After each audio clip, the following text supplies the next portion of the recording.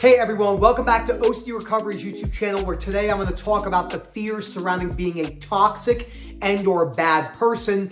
This is perpetuated on social media. It's very prevalent in today's day and age. People are tiptoeing around with guilt and shame related fears. Oh my gosh, what if I do this? It goes way beyond just harm, POCD, the big stuff, the big latching mechanisms and the OCD cycle. Many non-sufferers struggle with this.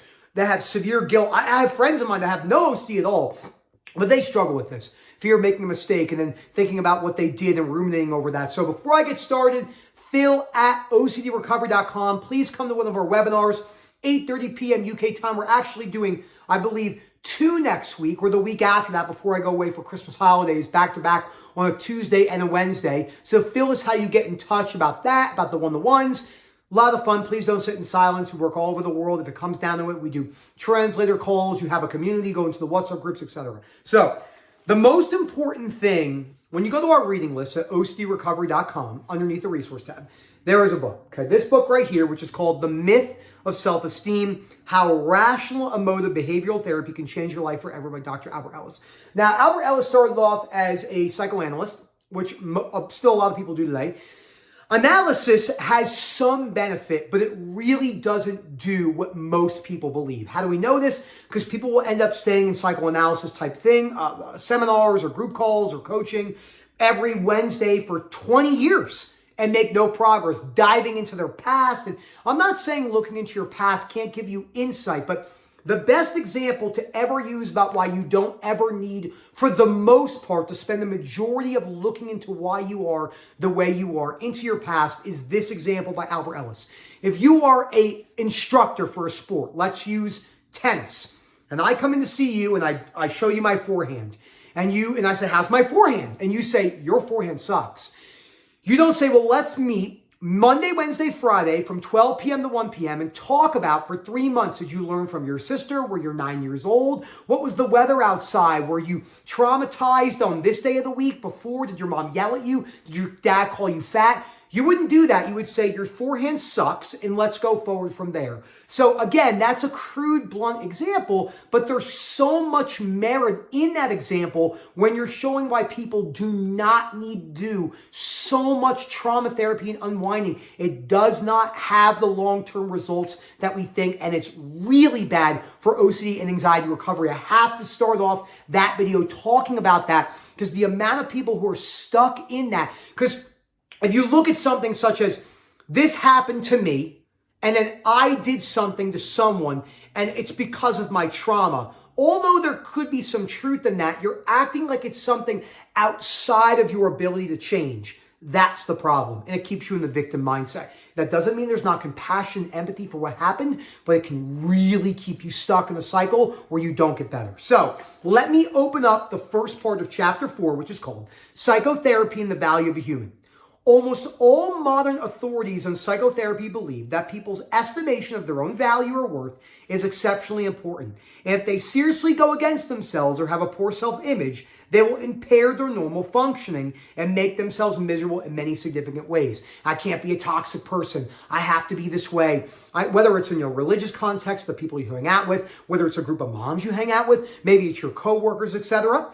And then what people do is they usually go to psychotherapy to enhance their self-respect, ego strength, self-confidence, self-esteem, feelings of personal worth, or identity. When people do not value themselves very highly, there's many problems that result. They frequently will focus so intensely on what a rotten person that they are that they will distract themselves from problem solving and they will become increasingly inefficient. If all of the stuff out right now about trauma, and there's some merit in there, or going into the past and doing all these things and avoiding being a toxic person was as beneficial as society thinks, then why is our society so fucked up? We have worse depression rates, worse self-harm rates than ever before. And it's getting worse and worse. It's because the approach we're taking isn't working. Okay? So, now, meat and potatoes of this video. You cannot be one thing. A human being cannot be totality in good or totality in bad. You cannot be a toxic person. You could be a person with toxic traits. And those toxic traits actually are only determined by your cultural norms and who agrees with you and or your view. Okay? I don't agree with anything that Adolf Hitler did by any means whatsoever. But there are people that did. So there are people that viewed him as non-toxic and a savior for the Aryan kind of race. And I'm not some historical, genius here. But basically everything that happened after Weimar Germany in World War One. Okay, and framing that all on the Jewish people and doing what they did.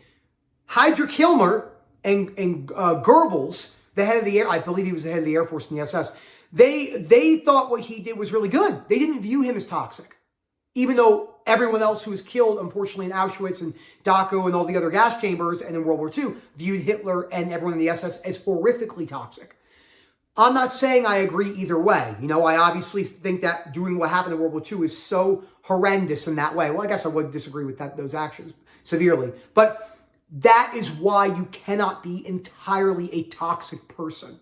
Some people have more toxic traits than other people. You cannot be a serial killer. You could be a person who has killed serially. You cannot be a basketball player. You cannot be a swimmer. You are a person that swims. Even if you do it in the Olympics like Michael Phelps did, because after he got out of swimming, and he's talked about this openly, this is what happened to his mental health. Cliff dive. Why? Because he attached the value as a person to what he did. Now, the kickback I get on that type of stuff is you have to do that. You have to sacrifice and go all in. You're right.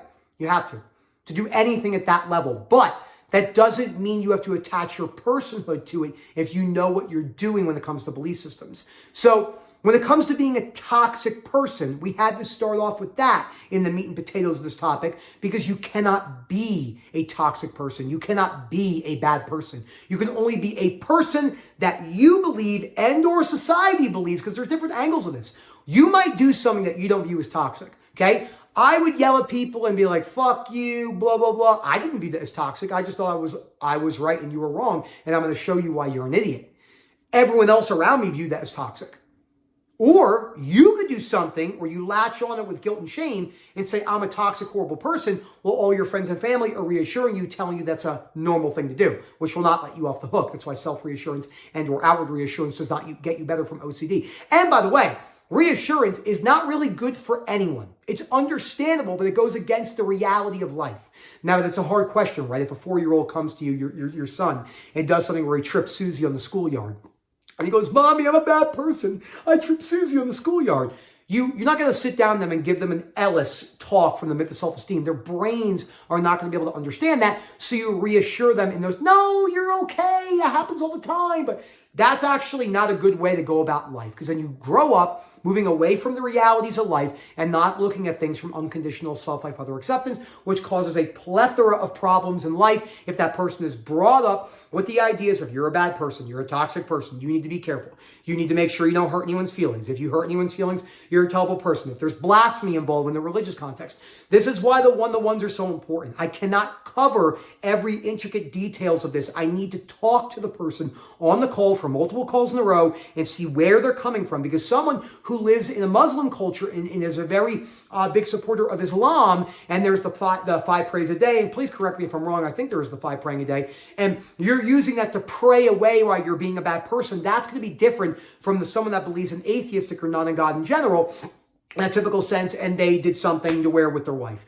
So there's going to be different angles it has to be. So first you have to break down why there's no such thing as good and bad people, why there's no such thing as toxic and non-toxic people. There are just people who, you are a brain, you are a nervous system.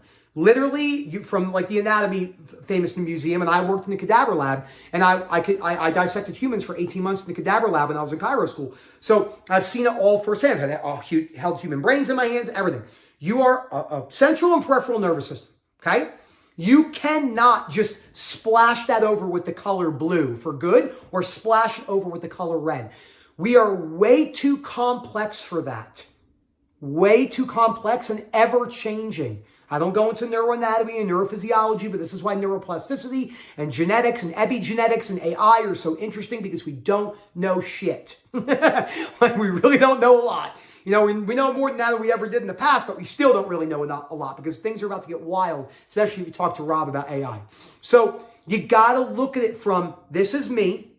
I made a mistake. I wish I didn't make that mistake and or multiple mistakes. I do not need to write myself off as a terrible human. That's where the chronic shame and guilt comes from. Not healthy shame and guilt, which can help you change. If I get into a fight with one of my buddies at the bar, we get outside, we kind of rough each other up in the parking lot. I'm like, damn, dude, that was so stupid. I just went to blows with my buddy over something stupid in the bar. And I feel like a healthy dosage of guilt. Let's make up, and then, we kind of hug and we talk it over, and then we let's just squash this bullshit and go forward. That's where healthy guilt and shame can move you in the right direction of problem solving. Unhealthy shame and guilt comes from rigid conditional self-acceptance of I'm a terrible person, I'm evil, I deserve to rot in hell, I'm horrific, etc., etc. So that is where that comes in when you're learning to break that down with the principles of unconditional self-life, other acceptance. But your goal is never to get to a place where you never feel shame and guilt again, because that is not the response we're looking for. We're looking for a healthy metronome. Remember? Let me get my pen real quick. Okay? I always use the metronome. Okay? So this is most people. Doing, doing, doing. Their metronome is fucking bouncing off the tops. Anger, no emotion, rage, shame and guilt. Where mine's just ding, ding. Maybe every once in a while, ding. But then really quickly, ding, ding, ding, ding. And I feel those emotions, but I feel them in a much more healthy, balanced way because of your belief systems.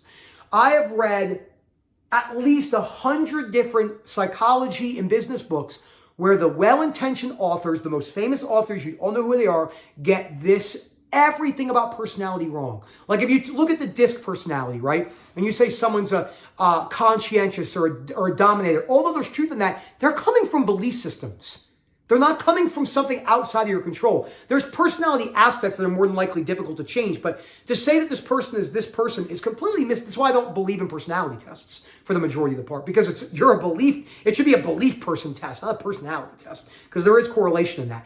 And if your personality, if your belief systems are geared towards, I should not make mistakes, I'm a terrible person if I make mistakes, I deserve to suffer forever, I'm going to go to hell, remember, if there's a religious connotation or a spiritual connotation, and I deserve to suffer for the rest of my life as if the police are coming to me and taking me to jail right now, those beliefs will have to change. You're going to have to bring that shame and guilt with you everywhere.